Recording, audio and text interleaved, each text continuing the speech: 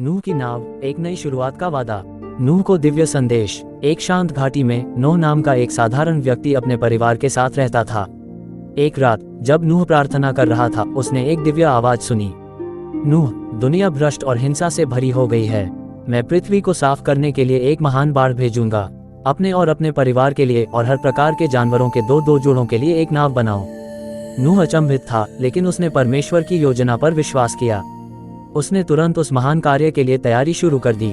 नाव का निर्माण। नूह ने परमेश्वर का संदेश अपने पत्नी और बेटों को बताया और सभी ने मिलकर नाव बनाने का काम शुरू किया।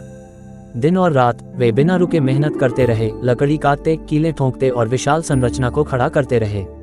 पड़ोसी हंसते और उनका मजाक उड़ाते, यह मानने को तैयार नहीं थे कि बाढ़ आने वाली है। लेकिन नूह का विश्वास अडिग रहा। हंसी मजाक के बावजूद नूह और उसके परिवार ने नाव को पूरा कर लिया, जो किसी भी बड़े तूफान का सामना करने में सक्षम थी। जानवरों को इकट्ठा करना। जब नाव लगभग तैयार हो गई थी, एक चमत्कारिक घटना घटी। दुनिया के हर कोने से जानवरों के जोड़े आना शुरू हो गए। शेर, हाथी, पक्षी और यहाँ तक कि कीड़े भी सभी नूह की नाव की ओर बढ़ने लगे। ऐसा लग रहा था मानो उन्हें किसी अदृश्य हाथ ने मार्गदर्शन किया हो। नूह और उसके परिवार ने सावधानीपूर्वक हर जोड़े को नाव में प्रवेश करवाया, ये सुनिश्चित करते हुए कि वे सुरक्षित और आरामदायक हों। इतने विविध जीवों को एक साथ देखना विस्मयकारी था। पहली बूंदें। सभी जानवरों के सवार हो जाने के बाद नूह और उसके परिवार ने नाव का विशाल दरवाजा बंद कर दिया। आकाश, जो साफ था, अचानक भारी बादलों से घिर गया।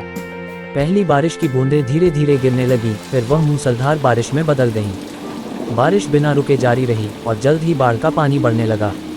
विशालकाय नाव पानी पर स्थिरता से तैरने लगी, जो नूह की कुशलता और विश्वास का प्रमाण थी। महान बाढ़। 40 दिन और 40 रातों तक बारिश होती रही। नाव के बाहर की दुनिया जलमग्न हो गई थी, लेकिन अंदर नूह और उसका परिवार सुरक्षित और सूखा रहा। वे जानवरों की देखभाल करते, प्रार्थना करते और इस विश्वास को बनाए रखते कि तूफान एक दिन जरूर थमेगा। बारिश की आवाज कानों को बहरी करने वाली थी और लहरें नाव को झकझोर रही थीं, लेकिन वह मजबूती से टिकी रही। नूह का अधिक विश्वास सभी के मनोबल को ऊंचा बनाए रखता। कबूतर और जैतून की पत्ती। 41वें दिन बारिश बंद हो गई और पानी उतरने लगा। नूह ने ये देखने के लिए एक कबूतर छोड़ा कि क्या जमीन दिखाई देने लगी है। कबूतर एक जैतून की पत्ती के साथ लौटा, जो सूखी जमीन के करीब होने का संकेत था।